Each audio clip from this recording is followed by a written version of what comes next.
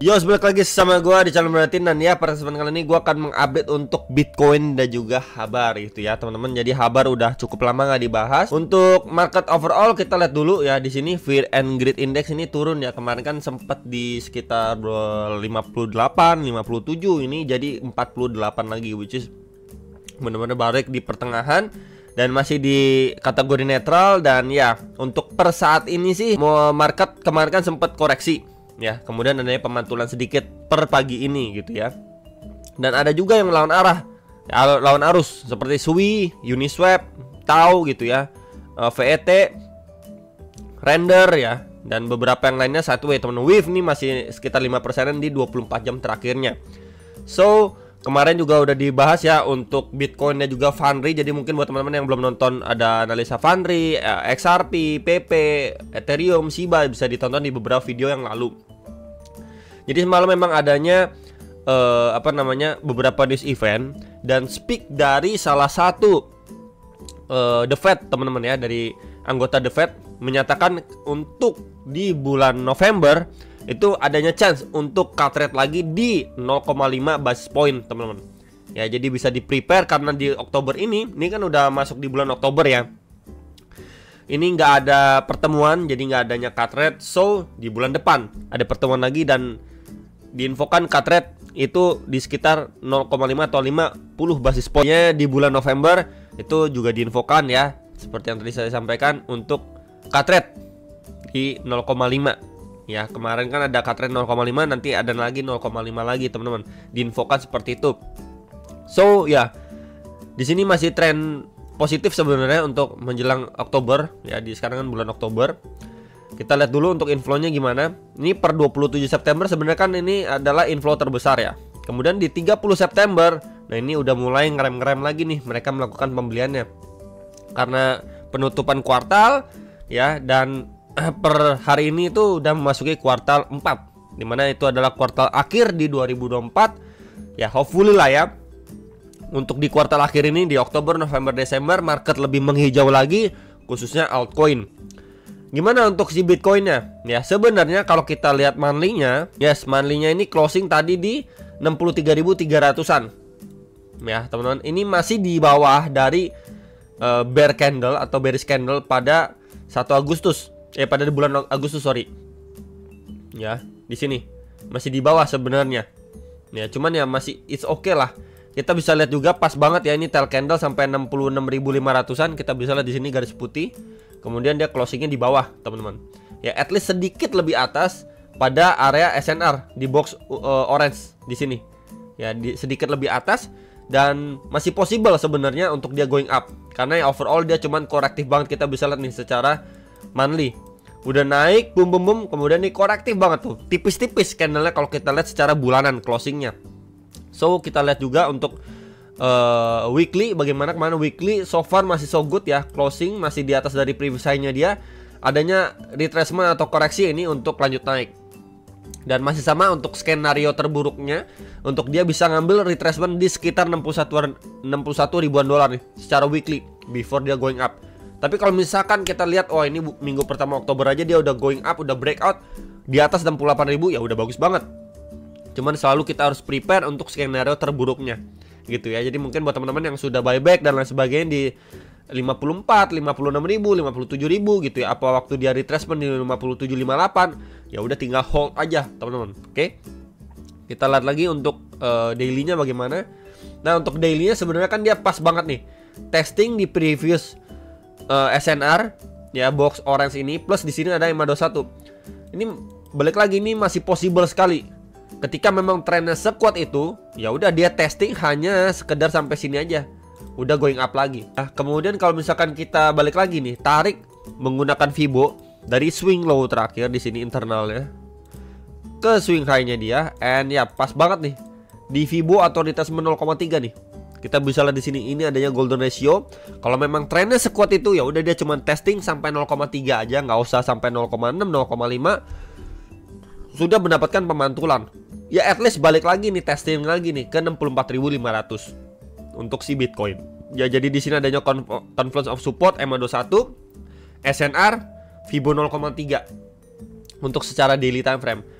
Nah, untuk secara hourly gimana? 4 jam ya. 4 jamnya kita bisa lihat terakhir kali di sini membuat channel ya, mulai korektif naiknya, breakout dari situ, bikin channel lagi, range lagi, ya creating base, kemudian dia breakdown dan akhirnya dia testing ke previous low-nya dia. Dimana di sini ada area support ya yang masih mampu menahan laju penurunan dari si Bitcoin. Ya ini di sekitar 62.500 sampai 62.950-an dolar. Ya kita bisa lihat di sini waktu dia turun pertama, kita bisa lihat secara momentumnya ini drop signifikan. Meanwhile untuk yang keduanya dia drop kemudian mulai melandai. Tuh kita bisa lihat ya secara price action ya, momentum dari candlenya makin lama ini akan makin melandai. Berarti memang menandakan oke, ini adanya tanda-tanda untuk seller mulai kehabisan nafas gitu ya, karena di buyback lagi nih sama buyernya mencoba ditahan. Akhirnya adanya sedikit pergerakan yang landai seperti ini ya, jadi mungkin expect-nya setidaknya akan dia going up testing lagi nih ke 64.500-an dolar. Sekitar itu baru nanti kita lihat reaksinya, apakah memang confirm untuk dia sekedar retracement sampai sini aja untuk going up lagi bahkan jebolin di atas 66.500 dolar gitu ya. Jadi secara outlook dan gambaran masih sama, tapi kalau misalkan dari area sini kenaikannya itu hanyalah sekedar seperti ini, dia turun, naik sekedar retest untuk dia turun sekali lagi before going up sekitar 61 ribuan dolar teman-teman, 61 ribu dolar, 61.500-an dolar nih. Ya, kalau kita tandain balik lagi ini SNR sebelumnya, di sini juga ada semacam tahanan ya di 61.900. Jadi expect kalau memang dari level ini adanya rejection, maka dia masih adanya penurunan lagi untuk testing sampai sini. Ya, maka ini menjadi key level untuk next target. Apakah dari area ini mampu di break atau tidak? Ini di 64.500-an dolar untuk si Bitcoin secara time frame hourly-nya. Oke, ya good scannernya pasti dia harus mampu reclaim sini lah. Ya untuk dia lanjut going up lagi. Kurang lebih seperti itu. And then next Habar. Habar gimana? Habar secara daily sebenarnya ya ini udah sempat ngepam ya. Teman-teman kemarin itu sempat ngepam sampai 0,177 something.